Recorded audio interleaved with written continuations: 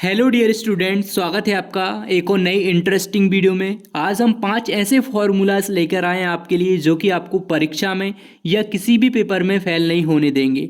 क्योंकि क्या होता है, छात्र पढ़ने के बाद भी फेल हो जाते हैं। वो किस रीज़न से फेल होते हैं ये भी हम बताएंगे। और 5 फार्मूला जो आपको बताने वाले हैं, अगर आपने इन फार्मूला को जान लिया ना तो आप किसी भी पेपर में फेल नहीं होगे। चाहे आप क्लास 10th का एग्ज़ाम दे लो, 12th का दे लो, 11th का दे लो या फिर क्लास 9th का दे लो, 8th क्लास का दे लो। सिर्फ आपको ये 5 फार्मूला फॉलो करने हैं।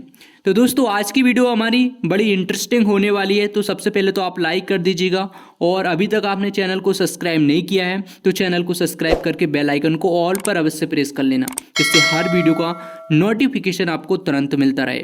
तो चलिए अब शुरू कर लेते हैं। हम मेन टॉपिक पर 5 फार्मूला के बारे में जान लेते हैं। Formula number 1, study planning. जब भी हम किसी भी क्लास की परीक्षा की तैयारी करते हैं तो हमारे पास सिलेबस रहता है, उसको हमें कंप्लीट करना होता है, लेकिन एक प्लानिंग के तहत उसको कंप्लीट करना है। ऐसा नहीं है कि आपको जब मन किया आपने बुक उठा ली और आप हाथ में बुक है, आप पढ़े जा रहे हो, लेकिन आपके माइंड में कुछ जा ही नहीं रहा, कुछ आपको समझ में नहीं आ रहा, फिर भी आप पढ़े जा रहे हो और बुक रखी घूमने चले गए या फिर मोबाइल चलाने लगे। तो ऐसी समस्या आती है। इस समस्या में अगर आप जी रहे हो तो आप फेल तो हो गई, आप पास होने से फेल होने से आपको कोई रोक नहीं सकता।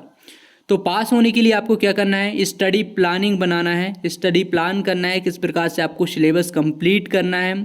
आपको भले ही कम पढ़ो, लेकिन आप जो पढ़ रहे हैं, जो टॉपिक आप पढ़ रहे हैं, जिस दिन जो सब्जेक्ट पढ़ रहे हैं, वो आपको प्रॉपर समझ में आना चाहिए। अगर आपको समझ में नहीं आ रहा है तो डाउट क्लियर करने के लिए यूट्यूब बेस्ट प्लेटफॉर्म है, जहाँ से आप किसी भी टॉपिक को क्लियर वीडियो आपको मिल जाएगी, उसका डाउट आप क्लियर कर सकते हैं।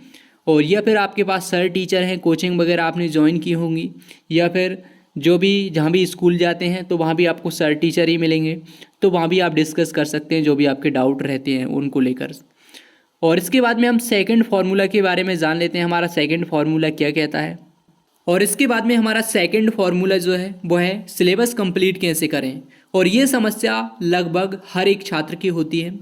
तो सिलेबस कंप्लीट करना कोई बड़ी बात नहीं है। आप थोड़ा थोड़ा करके अगर प्रतिदिन पढ़ रहे हो तो आपका सिलेबस आपकी परीक्षा से 1-2 महीने ही पहले कंप्लीट हो जाएगा। लेकिन आपको रेगुलर अपनी स्टडी रखना है। ऐसा नहीं है कि आपने 1 दिन छोड़ दिया, 2 दिन छोड़ दिया, 3 दिन छोड़ दिया, आप कभी कभी पढ़ रहे हैं, 1 दिन छोड़ छोड़ कर पढ़ रहे हैं। तो इस प्रकार से आपका सिलेबस कंप्लीट नहीं होने वाला है। आपको टारगेट फिक्स करना है कि कौन से दिन आपको कौन सा चैप्टर क्लियर करना है, किस महीने में आपको कितना सिलेबस कंप्लीट करना है। ये अगर आप टारगेट फिक्स कर लेते हैं तो आप सिलेबस अपनी परीक्षा से 2 महीने पहले ख़त्म कर दोगे आसानी के साथ। अगर थोड़ा थोड़ा ही पढ़ोगे तो आसानी के साथ कर दोगे। और सबसे ज़्यादा दिक्कत कहाँ पर होती है सिलेबस कंप्लीट करने में। छात्र क्या होते हैं, शुरू से ही जो जैसे सत्र शुरू हुआ तो वो इम्पोर्टेंट क्वेश्चन पर फोकस करने लगते हैं, ये इम्पोर्टेंट है, ये इम्पोर्टेंट है। तो इम्पोर्टेंट क्वेश्चन से आप पास नहीं होने वाले हो। इम्पोर्टेंट क्वेश्चन मान लो आपको धोखा दे देते हैं तो फिर तो आप फेल होने ही वाले हो ना। ये तो रिस्क वाली बात हो गई। जहाँ पर रिस्क है वहाँ पर आपको कहीं भी नहीं जाना है, स्टडी बिल्कुल भी नहीं करना है रिस्क में, क्योंकि हमारे पास पर्याप्त समय मिलता है। हमें पूरा सत्र यानी कि पूरी साल मिलती है तैयारी करने के लिए। तो आपको क्या करना है, शुरू से ही स्टडी करना है, पूरा सिलेबस कंप्लीट करना है। जब सिलेबस कंप्लीट हो जाता है और परीक्षा के उन रिवीजन टाइम में आपको इम्पोर्टेंट क्वेश्चन पर फोकस करना है, उनको थोड़े अच्छे से याद कर लेना है, और बाकी का जो सिलेबस है उनको आपको पढ़कर ही जाना है। पूरा सिलेबस पर आपको ध्यान देना है, ये बात आपको मानकर चलनी होगी। और इसके बाद में हमारा सबसे इम्पोर्टेंट जो फॉर्मूला है वो है तीसरा, रिवीजन कैसे करें। क्योंकि सिलेबस करने में जो आपने मेहनत लगाई है उस मेहनत का पूरा फल मिले आपको, उसके लिए रिवीजन आपको सही तरीके से करना है। क्योंकि जहाँ पर रिवीजन सबसे इम्पोर्टेंट होता है किसी भी परीक्षा के लिए, हमने जो भी पढ़ा है वो हम भूल जाते हैं फर्स्ट बार में, लेकिन जो सेकंड बार हम रिवीजन करते हैं तब वो याद रह पाता है कुछ कुछ। इसके बाद में दूसरी बार करते हैं तब और ज़्यादा हमें पूर्ण रूप से समझ में आता है और अच्छे से याद भी रह पाता है। तो इसलिए रिवीजन 1 बार नहीं 2 बार करें आप।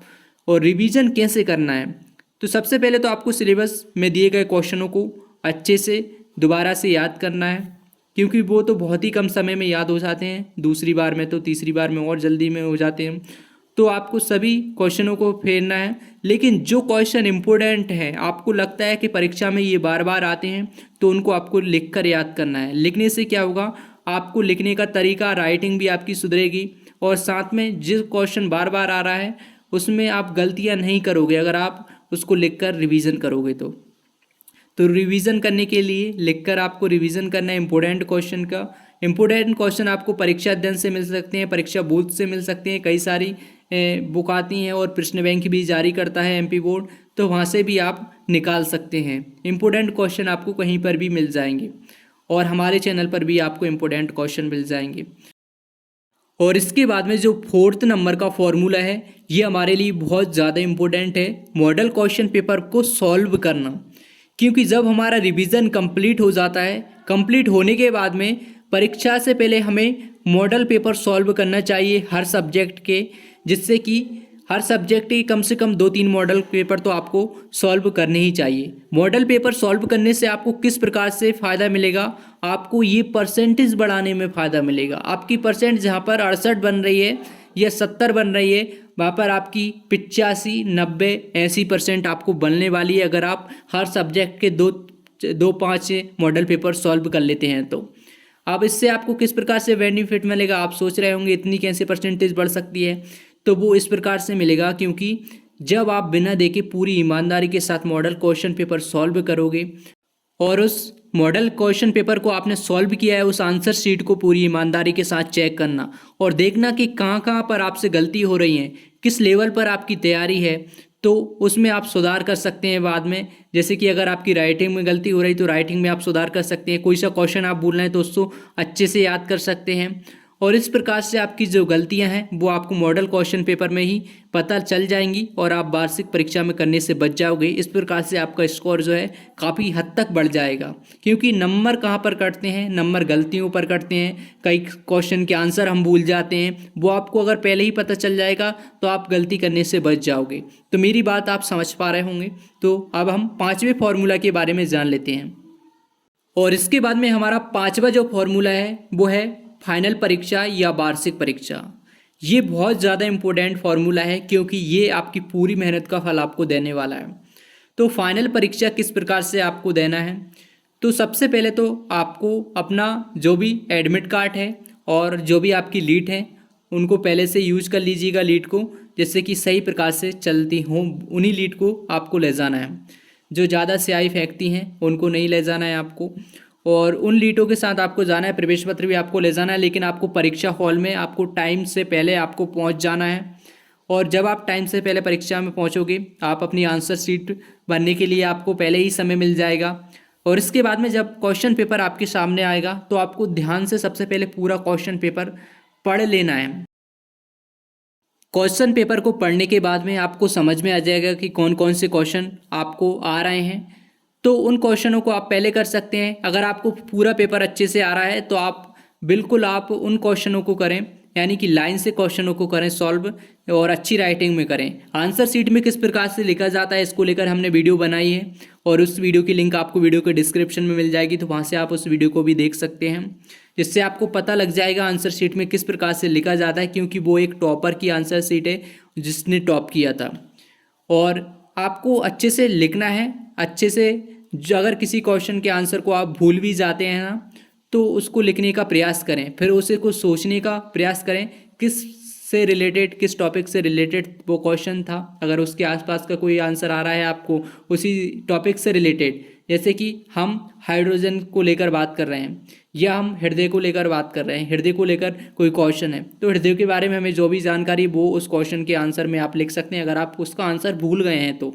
इस प्रकार से आप सही तरीके से परीक्षा देकर आएँ, और हमें उम्मीद है कि आप बेहतर कर पाओगे। और ये 5 अगर फॉर्मूला आपने फॉलो कर लिए तो आपको अच्छी परसेंट, फेल तो दूर की बात है, आपको 80-85% बनाने से कोई भी नहीं रोक सकता। अगर आप अच्छी मेहनत करते हैं तो आप 90 भी क्रॉस करोगे। तो आपको ये वीडियो पसंद आई हो तो इस वीडियो को लाइक करके हमें कमेंट करके अवश्य बताएं ये वीडियो आपको कैसी लगी, और हो सके तो आप इस वीडियो को लाइक कर देना, और चैनल को सब्सक्राइब करके अपने फ्रेंड के साथ इस वीडियो को ज़रूर शेयर कर दीजिएगा। चलिए मिलते हैं नेक्स्ट वीडियो में।